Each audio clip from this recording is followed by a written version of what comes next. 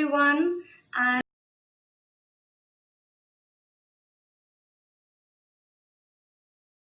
welcome to ePathshala once again. So today we are taking up one of the most famous poems ever taught, ever celebrated, and ever read in or ever written in the history of English literature. Now, this is a piece particularly taken from Walt Whitman's library of poems, and this is again one of my personal favorites as well.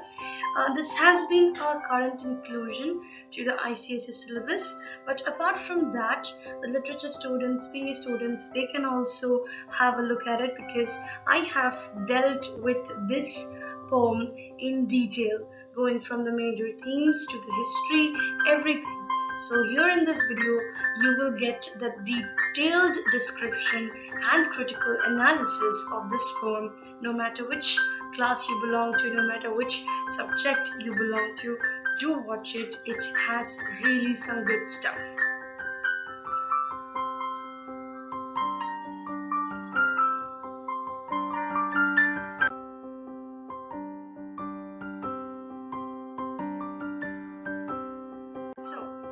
Today's objectives are, I'm so sorry. So who is Walt Whitman? So this whiz came into the path. Who is Walt Whitman? We have to know who is Walt Whitman. History of the Civil War. Who is Abraham Lincoln? The poem analysis and the figurative devices that are there in the poem.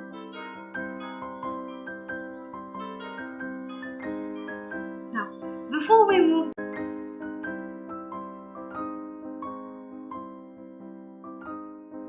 on to the poem, we have to know who was Walt Whitman.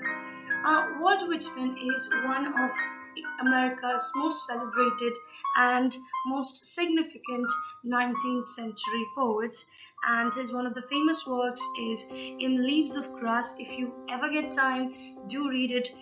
In this monumental work, he has chanted praises to the body as well as to the soul and found beauty and reassurance even in death. So if you get a chance, if you like Walt Whitman, if you want to read good poetry, then yes, that is a very good piece to read. Moving on.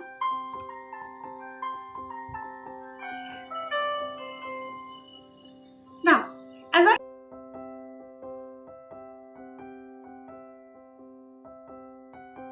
said that in the objectives I have already mentioned that the American Civil War plays a very important role in here, because this American Civil War is that historical incident upon which the poem is based. So if we don't know what happened in the American Civil War, we will never know who was Abraham Lincoln, who is this poem written for, and what is the depth. Like we will not be able to get into the depth. So the American Civil War was fought in United States from 1861 to 1865 between the two parties, that is the northern states and the southern states. And this war happened when the southern states, the southern United States, that had seceded or separated from the Union and formed the Confederacy. But what is this Confederacy and what was this war for? Like, why was there a division between the northern and the southern states? Let's check out that as well.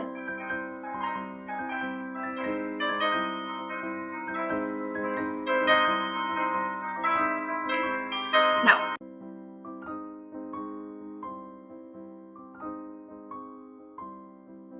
you might think that this class has changed into a history class, but no, this is not an history class.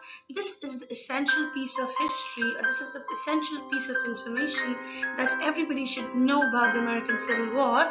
And as well as to learn this poem, we need this bit very clear.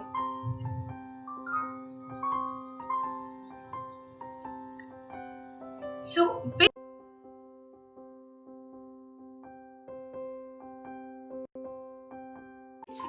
this is the flow chart, which will make you aware of the facts that why the war was fought after all.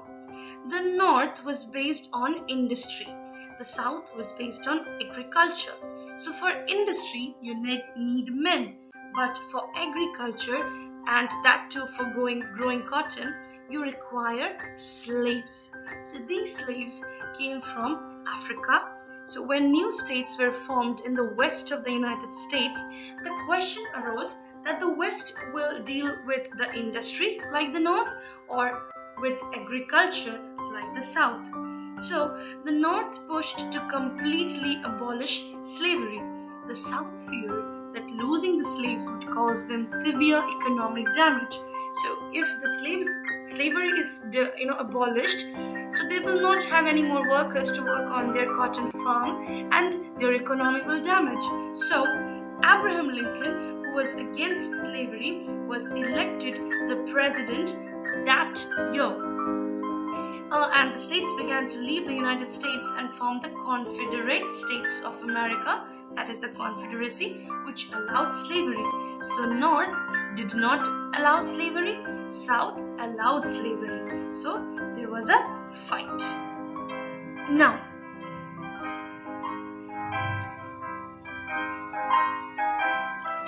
Abraham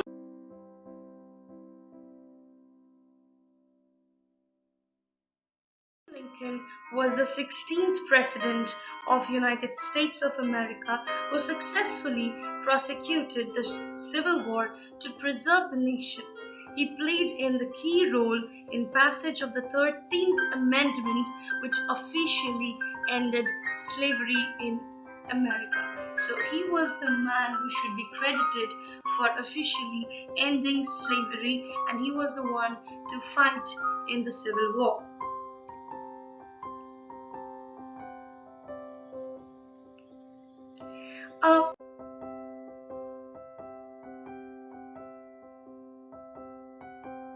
Next, coming to that of the technical parts. Now, technical parts include the poem form and its devices. So, form, it's an elegy. Now, what's an elegy? Elegy is a form of literature. It's a traditional English form of poetry, where you sing or where you write verses for someone who has lost, or for someone who is lost, and for someone who is no more with us. So see the definition. In traditional English poetry, it is often a melancholy, that means sad poem, that laments its subject's death but ends in consolation. There are many of this sort. You can take a look at Lycidas, which Lord Alfred Tennyson's In Memoriam, Walt Whitman's When Lilacs Last in Dooryard Bloomed, You Are Elegy, and other poems. There are several. You can check them out and you will know that elegy is a form of poem or a song where it is written in honor of someone deceased, that is dead. It typically laments or mourns the death of the individual. Elegy is derived from the Greek word elegus or elegus, which means the songs of bereavement.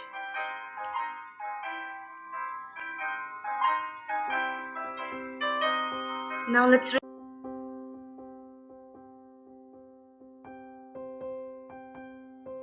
the poem. O Captain, my Captain, our fearful trip is done. The ship has weathered every wreck, the prize we sought is won. The port is near, the bells I hear, the people all exulting, while follow eyes the steady keel, the vessel grim and daring. But oh heart, heart, oh the bleeding drops of red, where on my deck my captain lies, fallen cold and dead. So, O Captain, my Captain is referred to Abraham Lincoln. Our fearful trip is the Civil War, or the fight against slavery. This ship has weathered every wreck is USA. And the prize we sought is one, that is the 13th Amendment, and as well as the fight against slavery. The port is near means the the ultimate goal is here. I hear the people all exulting, very happy, cheering, welcoming, like ready to welcome their captain. While follow eyes the steady keel, the vessel grim and daring. But oh heart, heart, heart of the bleeding drops of red, where on my deck my captain lies, fallen cold and dead. This signifies Abraham Lincoln's death. Now, how did he die? Let's see.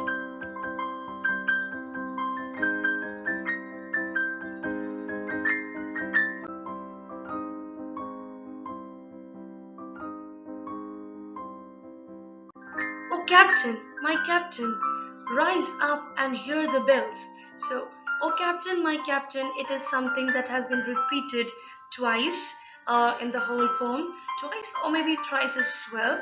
So, the narrator is trying to wake up the captain because he wants him to see the happiness, the cheerfulness in the country.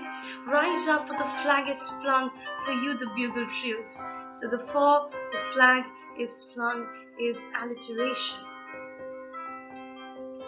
For you bouquets and ribboned wreaths, for you the shores are crowning, so everybody is ready to welcome you. Please wake up and see. For you they call the swaying mass, their eager faces turning. Here, Captain, dear father.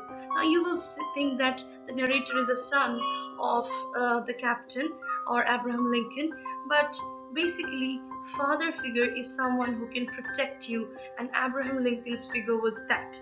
So father means not literal father, but someone who is there for like a shade, like a protector. This arm beneath your head, it is some dream that on the deck you have fallen cold and dead. So fallen cold and dead, fallen cold and dead, and the previous one also you'll see the fallen cold and dead. This is a refrain. Now, for the people who do not know what is a refrain, it is a repetitive line that appears in every stanza of the poem. Now, come to that of the third stanza. My captain does not answer, dead. His lips are pale and still. When a person dies, there's no blood flow, so he's dead. My father does not feel my arm. He has no pulse, no will. The ship is anchored safe and sound, its voyage closed and done. From fearful trip, the victor ship comes with the object won. So, the ship has won. USA has won the war against slavery, but we won everything, but we lost our captain. Exult, O shores, and ring, O bells, but I, with mournful tread, walk the deck. My captain lies, fallen cold and dead.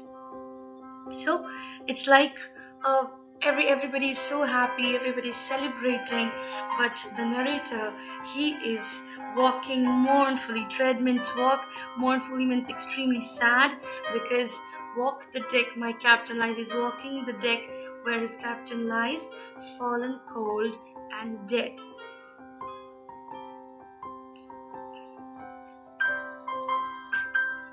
So history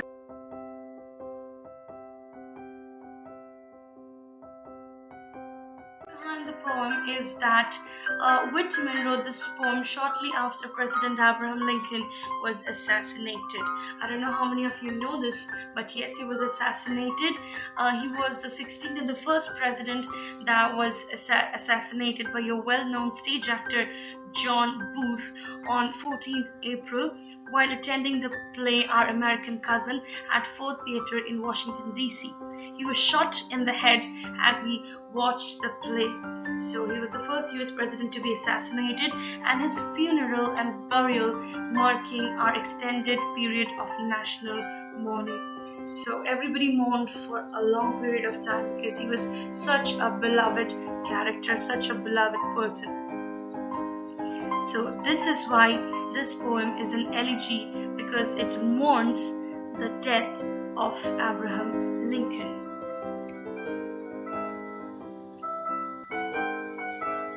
Yes, something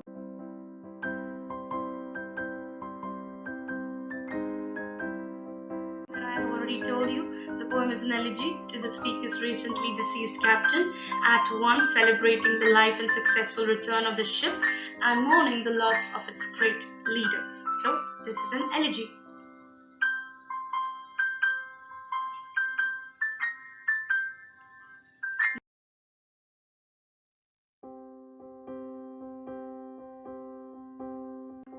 A very important point, that is an extended metaphor. Now, for those of you who doesn't know what is extended metaphor, it is the extended or the longer form of metaphor. Basically, it is metaphor means comparing two things, but extended metaphor is like when you write the whole thing in the form of something else. So it is an extended metaphor intended to memorialize Lincoln's life and work. The captain represents, see, I already told you, the captain represents the assassinated president. The ship represents the war-wrecked, weathered nation following the Civil War. The prize won represents the salvaged Union.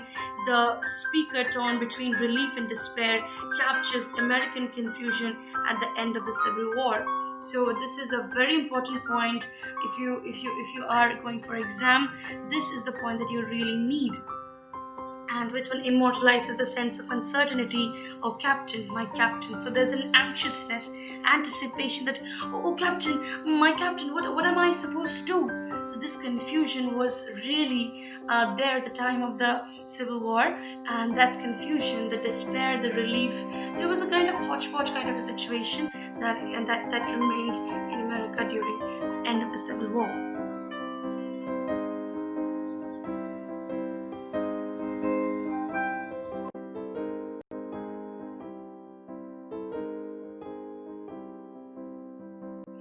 Now again, coming to that of the serious thing, and on a serious note, Oh Captain, My Captain is the only Walt Whitman poem that has a regular meter and a rhyme scheme. Now as he was a romantic poet, he didn't like too much of stanza, meter, rhyme scheme. He didn't follow it. He was he was actually called the father of free verse, but in this particular poem there is a rhyme scheme. I don't know if you have noticed or not. It's A A B B C D E D. Every stanza with the words fallen cold and dead. I told you that's a refrain, and the first 4 lines of the stanza are longer than the last 4 lines. Because this poem is an elegy to the dead, the more traditional format adds to its solemnity. Additionally, the regular meter is the reminiscent of a soldier marching across the battlefield, which is fitting for a poem that commemorates the end of the Civil War. Again, a very important and unusual information which you will only get in my videos.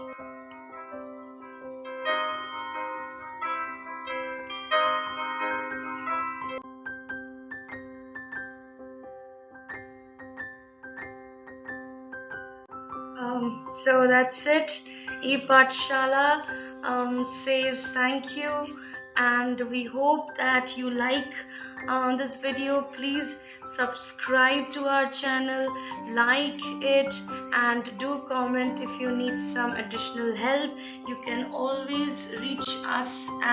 You can mail us, you can comment, you can call us at this number 9749791139. Please talk to us if you want any kind of help, any kind of video that you want.